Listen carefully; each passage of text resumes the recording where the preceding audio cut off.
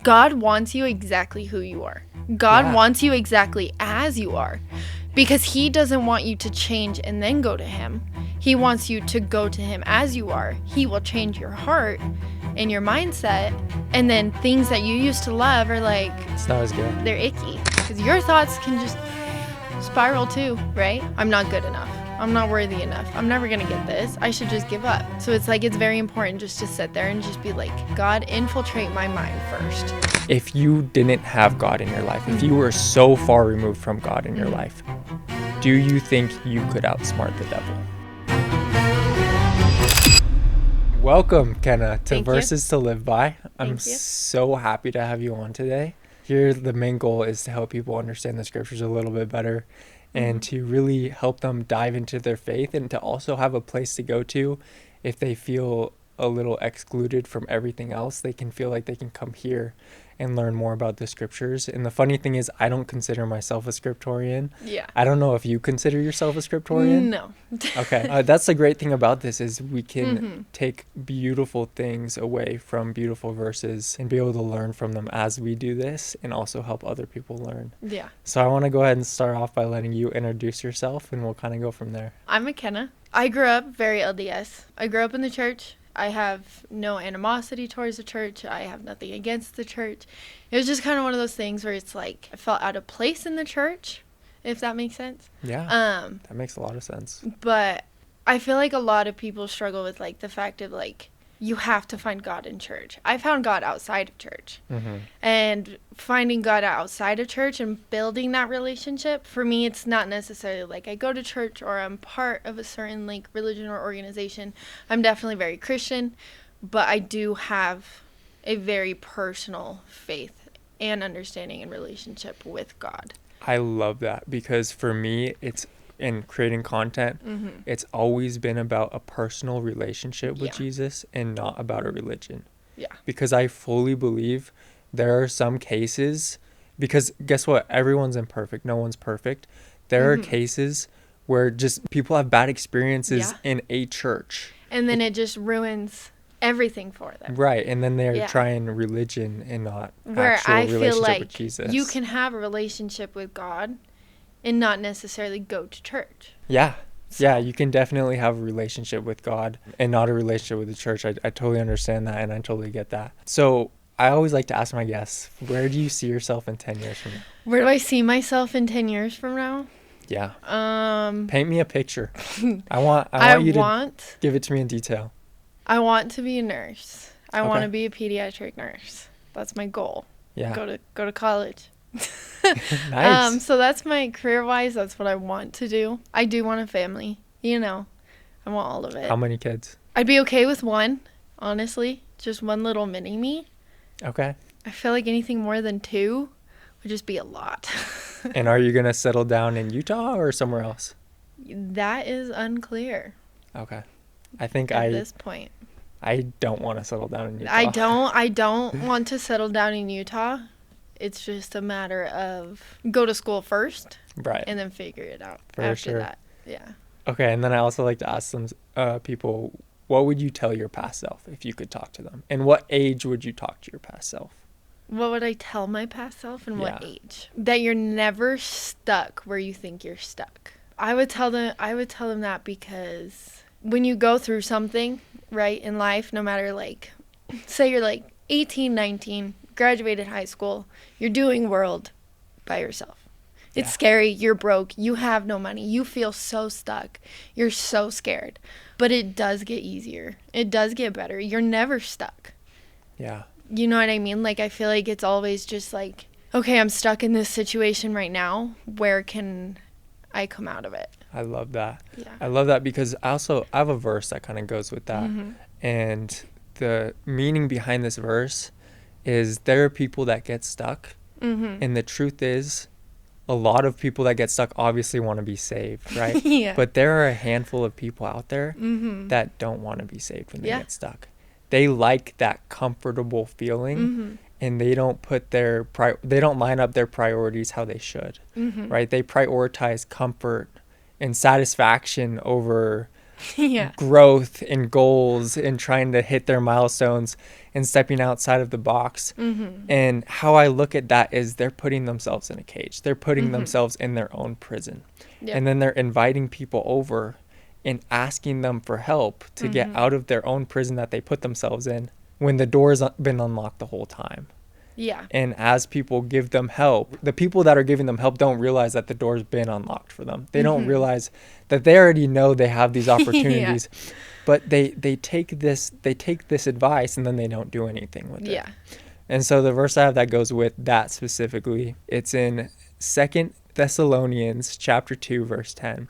And it says, "And with all deceivableness of unrighteousness in them that perish, because they received not the love of the truth, that they might be saved." Yeah.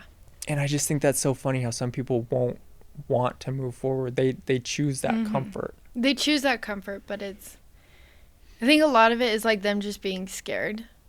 But you can't, especially like if you're giving everything to God, you can no longer be scared. Because if you're scared, then you're no longer truly giving everything to him and letting him have full control. And being scared is such a natural thing to feel too. It is. So walk me through, what's the biggest thing that you were scared of or are scared of now, and how can you walk your way out of that, or how did you walk your way out of that? I'd say one of the biggest things is like financials, especially as like a younger person. You know what I mean? Like it's your first time living life, trying to figure it out. I was very broke. I did not have money. So it was like, it came down to like, okay, I have this set amount of money. I have to figure out how to eat off of 2 weeks with this, right? So there was one day I went to the grocery store. I gave myself a $150 budget. I was like, okay, I cannot go past $150. As I'm going up to checkout, oh, I forgot this. Go back and grab something. Going up to checkout, oh crap, I forgot this. Went back. That happened like 4 times. I go up to checkout. Everything goes through, $250. I'm $100 over, right? And he's like sitting there like confused, and he's like, wait, hold on, like I got to figure out how to do this. And I'm sitting like, what? And he was like, oh, a lady left $200 for the next person's groceries. So your total's $50. And I sat there and I just cried. And he's like, are you okay? And I was like, yeah, God's just really good. Yeah. Because it's like I gave him the burden of financials. At the end of the day, I gave him that burden, and I was like, you know what? I'm just going to trust in him. And I was blessed by a completely stranger, but God kept pulling me away like, you forgot this. You need to go get this. Hey, go get this. So it lined up perfectly. That's amazing. I love that story. Okay, I have to ask, how do you feel when someone comes up to you and they're just living off of their parents' money? How does that make you feel? It depends. Okay. I mean, my parents give me a lot. They do help me out a lot. So it's like, if that person is genuinely grateful for it, but they're also trying to better themselves and save up, say like a savings or something, like they're trying to get their savings built and their parents are helping them out and they're truly grateful for it, I don't see an issue with it. Right. But if it's somebody that's just like, oh, I don't have to work, I don't have to take care of myself. Those are the people I'm talking about. I don't have to work. I'm just, it is what it is. No They'll give motivation. me money. Yeah. Yeah. But it's like, you have to work diligently with your hands. It says it in the Bible. You have to work diligently. You have to have hardworking hands to be blessed abundantly. You cannot serve money and God. Serve God first and always, and only the money and the blessings will come. But you can't serve both. But you have to work hard, and you have to be diligent with your hands. I love that. It's funny because when it talks about money in the scriptures, it talks about how it's the root of all evil. Yeah. And it is. The more I think about that, I think about it really depends on how you perceive money, how you're viewing money. Yeah. If you're looking at it like it's the top priority and it's everything that you've ever wanted, you know, that's when it becomes the root of all evil, because then you start focusing on all these materialistic things. Yep. And materialistic things at the end of the day aren't going to bring you the happiness that God has for you. But if you're looking at money as, okay, I can use this money to help people, or okay, I'm going to use this money for my future family, I'm going to save, I'm going to invest wisely, then it doesn't become an evil thing. It really is just how you perceive it. Yeah. And it talks about how like money corrupts good manner, right? It does. because money changes people. I think that's why, like, you know how people like do like pray and they're like, God, I need this set amount of money. I need to be okay. I need like, and they have a number in their head, right? Right. They're like, I need this much. But it's like, for me, I went from $20 to $40 every 2 weeks to a much better number for working with every 2 weeks in between paychecks. And could I have more? Of course I could. But am I very grateful for what I do have now? I am. Because it's all in God's hands. It's all in God's doing, you know. Walk me through where you're working right now. I'm working at In-N-Out. Okay. Yeah. And I thought it was like the coolest thing ever how you would connect with people at the bar about God as a bartender. So kind of walk me through maybe some experiences you had at the bar, because guess what, in my opinion, you know, if Jesus was here now, he wouldn't go to the bar to like party and to, you know, hook up with people, but he would change his mindset and he would still go to the bar to help people. Jesus sat next to sinners. Right, exactly. You know, when I got the bartending job, it was definitely like out of the blue, just like, oh, like, yeah, I'll try it. Why not? Like, and I ended up loving it. But it's like, of course, you have the people that are like, God and religion does not belong inside of a bar. However, I am completely opposite of that, right? Yeah. Because having the faith that I have, I can bring God with me and just the Holy Spirit with me, right? Yeah. But I would get into multiple conversations with people and we would just sit down and talk about, because they are against the LDS church or like whatever, where I have a viewpoint of, I'm not against the church, I don't hate the church, but I'm not a part of the church. So I have that viewpoint of like, no, it's just Christianity, it's just the Bible, it's just you and God. But we would sit down and have these conversations of my faith and their faith, and there was this one guy that I had a conversation with, and I was like, have you ever seen The Chosen? And he was like, no, I've never seen it. And I was like, I think you should watch it, because it really does bring the Bible to life. Yeah. It brings the whole story to life in a whole. And I was like, I really, really, really do think you should watch it. Because I was like, if you're questioning or like you're just curious or just stuff like that, you should watch it. I got a text like 2 weeks later and he's like, hey, I just want to say thank you for like having those conversations with me and like introducing me to the show. And just like, it's the little seeds that you plant, right? You can have respectful conversations with people. Like, they may not believe what you believe, but as long as you stand firm on your faith and you plant the little seeds of God is very real. I have so much faith in him. And it's, at the end of the day, it's your testimony. Your testimony is the seed. Right. You know what I mean? Right. And so the more you grow that seed, the better it's going to be. But the more you talk, the more the seed just beep, beep, beep. Right. But at the same time, people need to realize that seed's not going to grow overnight. Yeah. The bar was a little creepy. There are some things that were there, like, spirit-wise, that I'm like, not today, leave me alone, right? Right, sure. But it's like, it was just like that uncomfortable feeling, like you knew something was there, and you're like, I have to leave type of feeling, like I have to leave now type of feeling. But if I came into the bar and I started my shift, like before I even opened, just blasting worship music, just blasting it, starting the day with God, I did get more money. You know what I mean? Like, I would receive more money. But it also just kind of set, like, the spirit in the place. Yeah. It just sets it in there. And it's like, yes, this is a place that people drink. But at the bar I worked at, not a lot of people drank. It's like, it's very much a social thing for a lot of people. A lot of people don't drink. They drink coffees. They drink sodas. This guy, Bob. Oh, I love Bob. He is a member of the church. I love Bob. And we would just sit there and we would talk. But he would come in and he would get his Cokes. And he would just sit there and he's like, no, I like to come in, not to drink, not to party or whatever. I just like to socialize. Yeah. And I think that's like what a lot of people misinterpret is like, you don't have to take yourself out of those places. You're bringing Jesus into those places. Yeah. Yeah. I love that. You know, it's funny that you brought up The Chosen, because I actually met with the CEO of The Chosen. Oh, that's so cool. And you know, as I was talking to this, like the way that The Chosen actually happened, I don't know if you know the backstory about it. It's a miracle that show is, they did not have the budget. They ended up finding a setting from a girl, from a, it was like I can't remember, it was like a 50-year-old lady that had been building Jerusalem in her backyard. For 5 years. That's crazy. And they ended up meeting with her. They found her on a blip, pretty much. It was just a coincidence. Yeah. They met with her and she let them run like a lot of the show in their backyard. And so I love The Chosen. One of my favorite things about The Chosen is, one, it's not all from the Bible, but the stories that come from The Chosen, the parts that aren't from the Bible, are still so applicable to the world today. 100%. Yeah. And so as you were speaking about the negative emotions in the bar, it made me think about Mary and how Mary goes by a different name in The Chosen when she's possessed. Yeah. Do you remember what that name is? I can't remember what it was.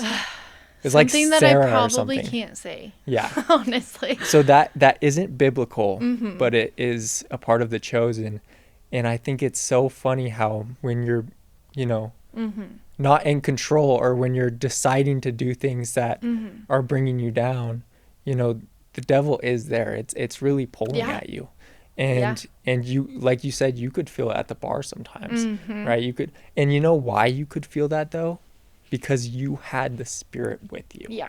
If you did not have the Spirit with you, that negative emotions wouldn't have been as strong. But the 100%. friction of the good spirit that was inside of you and the bad spirit, they bumped heads. Yeah. Right. And so I think that's why you felt that negative emotion. Yeah. I love that. Do you have a verse that you absolutely love that you want to share with us today? I do. I wrote down a couple. I got to pick one. The great thing about the scriptures is it all leads to God. It does. No matter what it is, no matter what it's talking about, it leads to God. No matter what version it is, it leads to God. That's true. I think the version that you read really is it's very personal. You know what I mean? I can agree with that. Okay. I really like Philippians 4:6-7.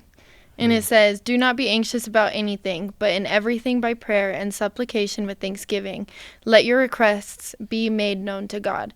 And the peace of God, which surpasses all understanding, will guard your hearts and your minds in Christ Jesus." And I really like that just because it's a reminder of do not be anxious. Because if you're being fearful or you're scared to step into something or do something, that's the devil trying to be like, "Nope, stop. I don't want you to go over there. So I'm going to make you really anxious so you don't do it." Or if a hardship or something happens in your life unexpectedly, the devil wants you to dwell in that. He doesn't want you to turn to God. So instead, he makes you anxious. But if you're not anxious, you give everything to God in prayer. Everything to him, no matter what it is. Happy, sad, miserable. Give it everything to him. It's now, because that's what Jesus died for. Right? Is for our burdens so that we can be taken care of because we're not perfect. So I really like that just because it's be thankful to God for everything that you have, everything that you do. Don't be anxious about anything. This happens. Crap, this is happening again. Really? Okay, so your truck breaks down for the 5th time. You can be mad about the truck breaking down for the 5th time, or you can sit around, I'm really thankful I have a truck that's able to be broken down because some people just don't have cars. Yeah, so it's just it's turning your mindset around of just I'm going to pray. God will bring me peace in any situation that I'm in. And I fully believe that. Yeah. So. I love that you brought that up. It's amazing how God works in your way. Sometimes when I miss a turn on the road, I'm like, gosh, dang it, I missed that turn. And then in the back of my mind, I'm like, maybe I missed that turn so I didn't get in an accident. Exactly. Question I have for you. Okay. And this is, I'm just very curious with your perspective. Okay. Because I've heard different things. If you didn't have God in your life, if you were so far removed from God in your life, do you think you could outsmart the devil? No. I was so far in with the devil, I feel that it took a lot for me to build my relationship with God. I love how fast you said that and how quickly you realize that. Guess what? The devil has been manipulating people for thousands of years on billions of people. We alone cannot outsmart the devil. No. The devil is smart. He is smarter than us alone. It's the same thing. Jesus knows our minds and knows us. The devil knows us just as well. But he knows how to get us to turn this way when Jesus wants us to turn this way. Yeah, exactly. But when we're with God, we become smarter than the devil. And that makes the devil mad. It does. Okay, what we're doing right now makes the devil mad. Good. Okay, and that makes me smile, and that Yeah. makes God smile. Yeah. Okay, so when we try and draw closer to God, guess what? The devil is trying to pull us back into and make us dwell on the past, make us dwell on our temptations or addictions or whatever we may be going through. Guess what? We're all sinners. We all make mistakes. No one's perfect. No one's perfect, Yeah. bro. And so the fact that you know, if we can realize the thought of you're not good enough for God is from the devil alone, that thought is a lie. You can always get back to God. No matter how far gone you feel, no matter how deep you are in sin or addiction or temptation, you can always turn back to God. Well, and that's what I love about, like, if it's like, I want people to understand is like when people say God doesn't want me because of what I've done and who I am. But I sit there and I'm like, God wants you exactly who you are. God wants you exactly as you are. Because he doesn't want you to change and then go to him. He wants you to go to him as you are. He will change your heart and your mindset. And then things that you used to love are like, all of a sudden are just like, it's not as good. They're icky. It's not as, they're icky. You don't want to, like, I loved going to the club. Turning 21, drinking, going to the club, going to the bar, smoking weed. I loved it, right? I did do it. But it was temporary happiness. It wasn't it got, the stronger my relationship got with God. I remember the last time I ever went to the club, I was just sitting there and I was like, I'm having a terrible time. I do not want to be here. Yeah. I didn't drink at all. I was like, I don't want to drink. I don't want to be here. I'm absolutely miserable. And then smoking weed, it just got to a point where it's like, you know what? I'm good. I don't need it. I feel better not doing it. I feel better waking up in the mornings. I feel better all around. So I'm just not going to do it. And it's just little things start changing in your life that it's like people may not realize, but it's God changing your heart. Yeah. And as you go to God, those temptations are still going to be there, right? Oh, yeah. You're still going to have to go through those temptations. It's not like those go away.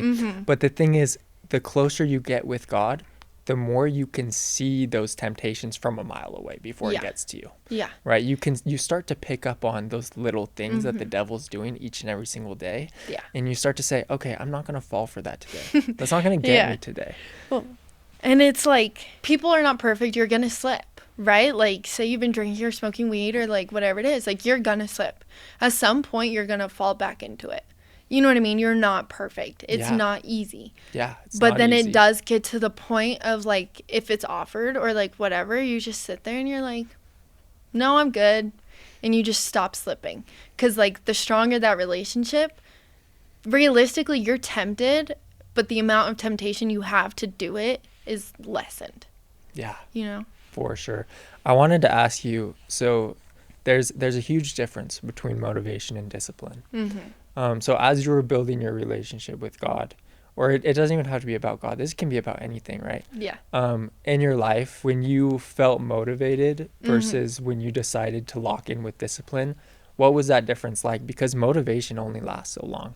I have people telling me all the time, I want to go to the gym. I'm motivated right now. Then they start going and their body gets sore and then they give up because that discipline doesn't kick in with them. And so walk me through the difference for you that's been in your life. You're not always motivated to read the scriptures, right? Yeah. But you know it's a good thing to do. So I feel like that's actually a good topic because I've definitely been struggling to read my scriptures, right? So I haven't been motivated. Like there's no motivated, but it's also like I am aware that the discipline isn't necessarily there, right? So it's like I'm not motivated to do it, but I know that I might have to wake up an hour earlier before I'm supposed to be able to read before work, or go to bed an hour later so I can read before I go to bed. It's a matter of realistically putting your wants away. Yeah. Right? Because it's like, this is something you need.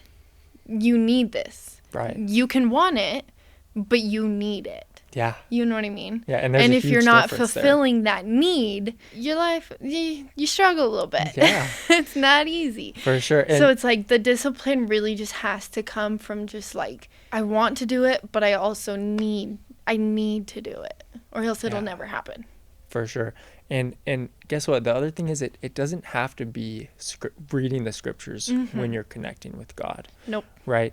the scriptures have knowledge, and when you want to learn more about God, or you want to, I mean, you can also connect a lot with God in the scriptures, obviously. But for some people, reading the scriptures is daunting. It's hard for them, and that's where they give up, right? But guess what? You can connect with God with whatever your heart burns to do, as long as it's good, do it. Right? Because guess what? You can connect with God through art. You can connect with God through the gym. You can connect with God, through whatever hobby you have. As long as it's good, do it and feel God's presence while you're doing it, right? Don't go to the gym and listen to crap music, right? Go to the gym and listen to that gospel music. The best workouts I've ever had was gospel music. Yeah, exactly. It really is. Exactly. And there's been times in the gym where I've felt very close with God, but there's also been times where I'm literally just having a conversation with my sisters or my family. Yeah. And I'll just feel that spirit. And it doesn't even have to be a topic about God, but it's just that talking and just that bonding with them. Yeah. I feel good, right? And I feel like I can connect with God a little bit in that way. Because guess what? Yeah. God is love. And when you're showing love to family or to friends, you can feel his presence. When you're doing service for other people, you can feel God's love in that presence. And that puts a smile on my face. And I know that puts a smile on his face too. 100%. Yeah. So I love that. Another verse I have is in Proverbs chapter 25, verse 28. And it kind of talks about that discipline that we were talking about earlier. It says, "He that hath no rule over his own spirit is like a city that is broken down and without walls." Yeah. I know you've heard that verse before. Yes. I absolutely love that verse because at the end of the day, discipline is necessary for a lot of what we want to accomplish in life, with financial goals, with, a relationship with God, with your social life, sometimes discipline's necessary. But it's like, even if you have dreams and your goals, it's like God can put you on the path, but you have to do it. You have to do the walk. You have to make the moves. Right. So it's like you have to be disciplined enough to be able to say yes, I'm going to do it. Yeah, exactly. And actually do it. Exactly. And so another thing about this verse that I just love is the fact that it says broken down and without walls. That's how you become when you start to slip and when you start to fall into the things that you shouldn't. You're broken down and without walls. Yeah. There's also another verse that talks about how you should never hide your light under a bush. Yeah. And I love that one too, because our light is dimmed constantly by the devil. It's dimmed constantly by the worldly things, and we shouldn't let that hide our light. But it's also don't get broken down with no walls, right? Have that armor of God on. Be ready for all the challenges that are coming. Yeah. Right? Because guess what? They're going to come, and you never know when they're going to hit, but they're going to come, and you want to be ready for those. Yeah.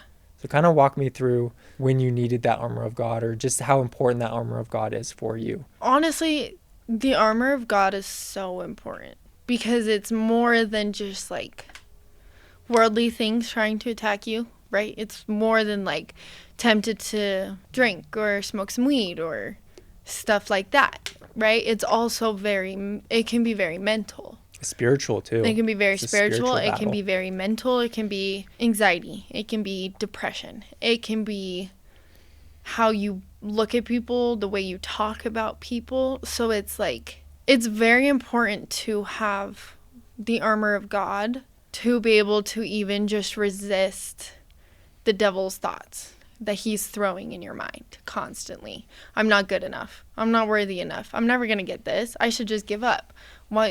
Stuff like that too. So it's it's very important just to sit there and just be if you start every day with your morning prayer, right? I love to just sit there and just be God, infiltrate my mind first before I even infiltrate my mind.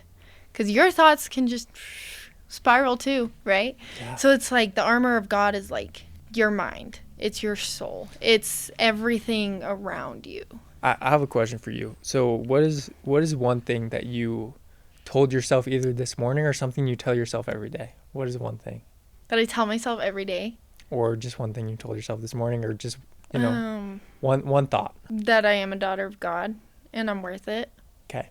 That thought alone is such a good mental law. So let me explain what that means. Is A law, as we know, is something that we should or should not do, right? It's a law for a reason. Don't rob the bank. That's if you rob the bank, you're breaking the law. Yeah. Right? Now, a mental law is something that you tell yourself every day, and you start to actually believe that that is true. Yep. Right? So the fact that you tell yourself every single day, or you think at some point in your life or in your day that you are a daughter of God, that you've created that mental law, is such a good and positive thing. Yeah. What would you say to the people that are telling themselves every single day, I'm not good enough, I cannot do this today? What would you tell those people? I would tell those people, God, you weren't even born yet. And Heavenly Father devised a plan for Jesus to die on the cross. You were in heaven, and Jesus said, yep, you're good enough for me to die for you right now. So it's that simple. And he lived a perfect life without you even being born yet, to say they will be here. They are going to be good enough. They are good enough. So I'm going to die for them right now. So their lives, 200 years, however many years from now, to know that they're good enough. Because I'm doing it for them. Because I love them enough. That's beautiful. Yeah. And I love the fact that God created every single piece of us how it is for a reason. Every single hair on my head is created yeah. for a reason, right? Yeah. And there's no other person that has the exact same hairs that are on my head right now. Yeah. Right? Every single piece of me and my personality and my body, God created for a reason. Yeah. God saw fit for that in this world. Right? And same for you, right? And same for everyone. I have a very big personality. You know me for what, 5 years? Something like that? I think maybe longer. I have a very big personality, and I used to kind of hide it or diminish it a little bit. I'm very goofy. I'll just say random stuff, right? Yeah. But it's I used to hide it and diminish it a little bit, but now it's no, God gave me this personality for a reason. He didn't want me to diminish myself. He didn't want me less than what I am. So why am I making myself that way? Yeah. And some of those personality traits that God gave us, it's like he planted a seed in us. And if we decide to go with that seed, it's going to grow into something beautiful. It is. But some people don't grow that seed because they're worried about what other people are thinking. Exactly. Or they're scared of other people's thoughts or impressions of them. And, that's such a natural feeling to have. It is. But it's not something that's going to, if you continually think, oh, what is that person going to think about me? You're not living your life for you at that point. You're living your life for other people's opinions. There was this girl at work. She's so adorable. I love her energy. She's always super hyped up, right? And I heard her say one time, I overheard her talking to someone, and she was like, some people may not like me, but I think I have a good personality. And I loved that she said that, because I was like, good, I'm glad. I love that you love yourself. Love that you're aware, some people may not like you, but that's okay, because not everybody's going to like you. But as long as you like yourself and you like your personality and who you are as a person, perfect. Yeah. Perfect. Self-love is so important. It is. Right? It's important when you're looking for relationships. It's important when you're looking to help other people, right? If you don't have that self-love, if you're helping people in an angry manner, right? That's not a good way to help someone, right? Hurt people hurt people. Right. Hurt people. Yeah. Good people help people, you know? I remember there's one time when I was doing a chore in my house when I was 12 years old. Yeah.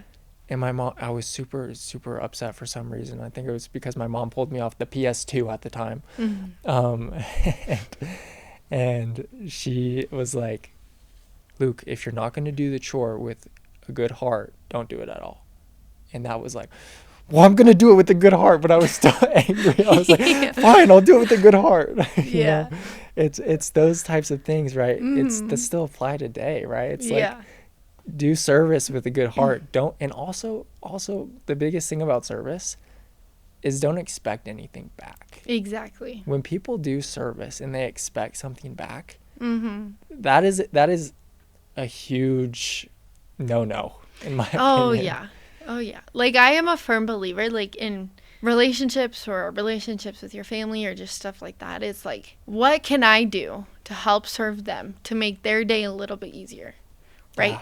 So my boyfriend, like, I will clean up his room, right? I spend a lot of time in there anyway. So it's like, yeah, I'm going to help do his laundry. I'm going to help clean his room. I'm going to make his bed. I'm going to tidy things up for him. Yeah. He's working hard, right? And so it's like, what can I do to help his day just be a little bit easier, or something off his mind, or something that he doesn't have to deal with? And like, that pertains to anybody. Right. And it's like, that's how you serve someone, is like, what can I do to make your day better? I don't want anything back. I'm doing this because I love you. Yeah. And that's what Jesus does for us, is like, I'm doing this because I love you. I don't expect anything in return. It's just because I love you. Yeah. That is the purest form of love right there. And God is love. And I love that. Is there any last thoughts that you have that you want to leave us with today? I would definitely just say, like, if anybody is like faith-wise, or they don't know where to start, and they don't know how to say, they don't even know how to pray or like talk to God, it's as simple as, hey God, how are you? Like, you can have such natural conversations, rather than like you're talking to a friend next to you. Like, that's all it is. It's like, hey, how are you doing today? I'm doing good. I'm doing this. This is what's been happening. This is what I've thought about today. Like, it's just a very natural conversation. Yeah, and the more you start reaching out, and the more it's like, I'm going to read a verse a day, or I'm just going to start little by little, it will get so much easier. But as you're starting this relationship with God, the devil's going to work. He's going to work overtime. He's going to throw this in your way, and this curveball, and this is going to break down, and this is going to happen. But that's when you have to sit here and be like, this is only happening to me because I'm choosing God. It's like the book of Job, right? Yeah. It's like the book of Job. The devil is like, I'm going to do this to Job, and do this and this and this, and I'm going to take away his family and his sheep and everything. And he's, you know what he's going to do? He's going to follow me, and he's going to turn his back on you. And Job never did. And that's what I love about Job. And that's what, like, the one Bible, like, everybody's like, oh, start reading in Matthew, start reading in this. I think you should read in Job. Yeah. Personally, I think that's the first thing you should ever read in the Bible, is because it literally talks about how the devil is taking away everything and killing everything from Job and stripping him to get him to turn from God. And Job never did. And that's what I love about it. That's beautiful. I absolutely love that. Thank you so much for being on this podcast. Of course. Thanks for having me. Of course. Thank you so much. And I really do think there's at least a couple people that we were able to reach from this today, and to help, and to Good. I'm glad. Help them be able to realize it's not always perfect. Life's not always perfect, but the more you put God in your life, the better it's going to become. It is. Awesome. Thank you. Thank you.